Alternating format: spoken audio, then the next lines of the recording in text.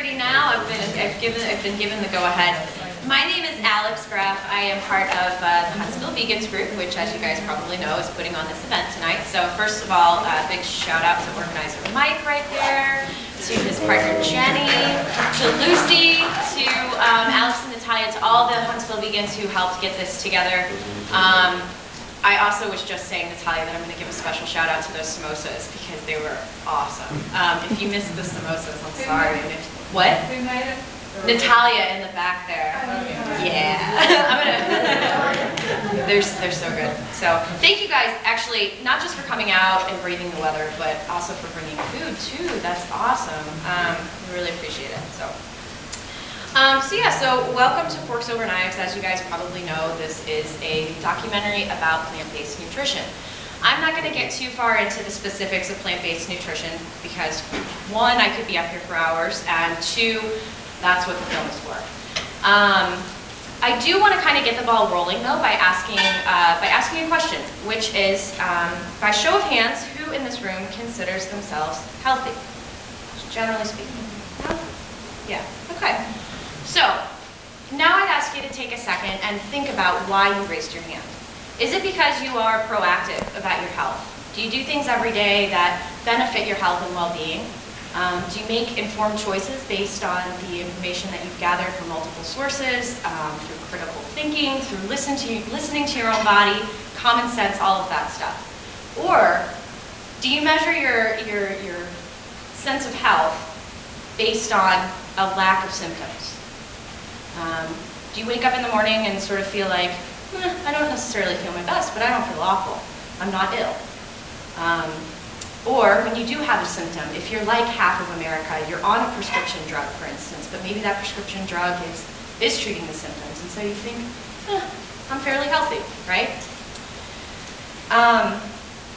The problem with this paradigm, and it is the dominant paradigm in our culture right now, is that when you have a symptom, you treat the symptom. We don't often treat the cause. We don't cure the cause. A specific example that I thought of when I was kind of making up notes for this was that the vast majority of headaches that everybody gets are caused by dehydration, pure and simple. It's just because we're not getting enough water. Do most people know that headaches are caused by dehydration? Maybe, maybe not. I will tell you what I've seen, and what the majority of you guys have probably seen, is that when somebody complains about a headache, I don't often see them drink a glass of water or go out of their way to eat a meal that's full of water-rich foods like fruits and vegetables.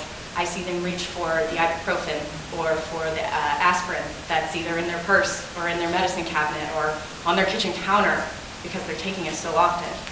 That's a perfect example of treating the symptom and not the cause of the illness.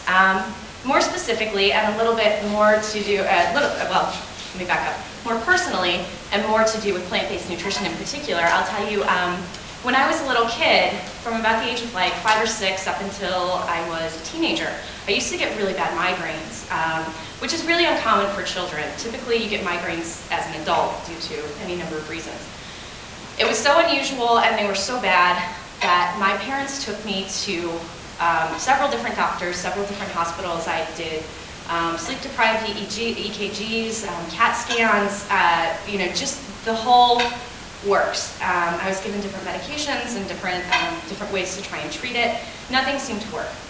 It wasn't until I was 14 and happened to be sitting in a mandatory health class in high school. I was looking through the book and came across information about what happens when you have a deficit of certain minerals and an overabundance of certain minerals. I think we think about the deficits pretty often, but what about the overabundance? What I read in this page in my health book was that an overabundance of dairy foods, which are rich in B12 in particular, can cause migraines very easily. So I had no idea up until that point that all of the cheese that I was eating as a kid was probably the root cause of what was making me so miserable on a fairly regular basis. And I will tell you, like at 14, I was too lazy to actually do anything about it, so I continued to eat all that cheese. But And I continue to have migraines, even into my later teenage years. When I went vegan, since I've been vegan for the last 5 years, I can tell you, like, I rarely have a headache at all, and I don't remember the last time I had a migraine. So, what was the problem with my diet? Like I said, I was making bad choices, but even when I was a little kid and my food was not so much up to me and it was more up to my parents, it wasn't because they were bad parents or because they, just fed me a nutrient deficient diet or anything. They just didn't know better. They knew what most people think they know, which is, well, meat builds strong muscles and lots of dairy builds strong bones, right? It was a lack of education, and it was a lack of awareness and sort of complicity in going along with the dominant model of nutrition in particular that led to, my problem at least. I would say the majority of our culture is uninformed about health and how to take care of ourselves proactively. We all know that, that old expression, an apple a day keeps the doctor away. Let's take that out even further. That's one simple, small example of preventative medicine. And as it were, it kind of embodies, a plant-based diet. So let's take it out further. Let's also empower ourselves. Let's get to know more about what it takes to be strong, healthy, informed individuals.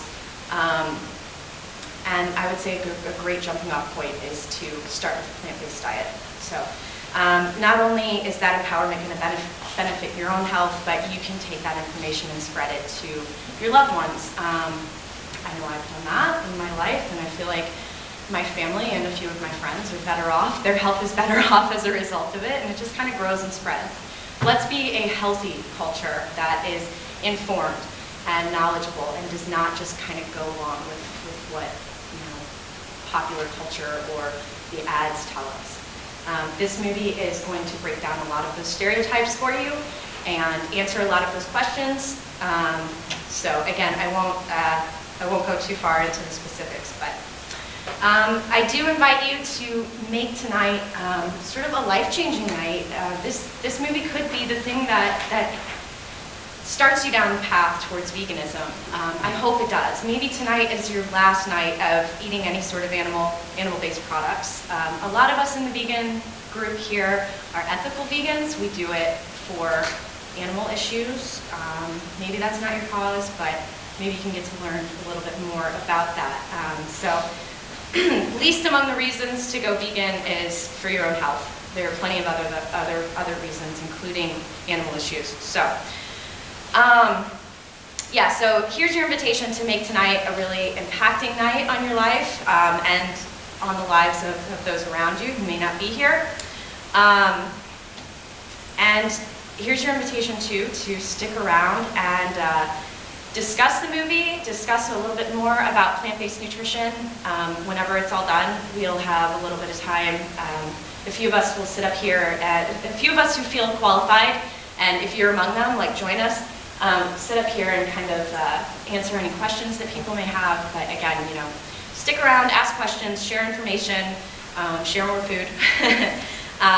And do know that even after the discussion ends tonight, you are always more than welcome to join us at our regular meetings. Those are at 6 o'clock at Cafe 153 on Bridge Street every Friday at 6.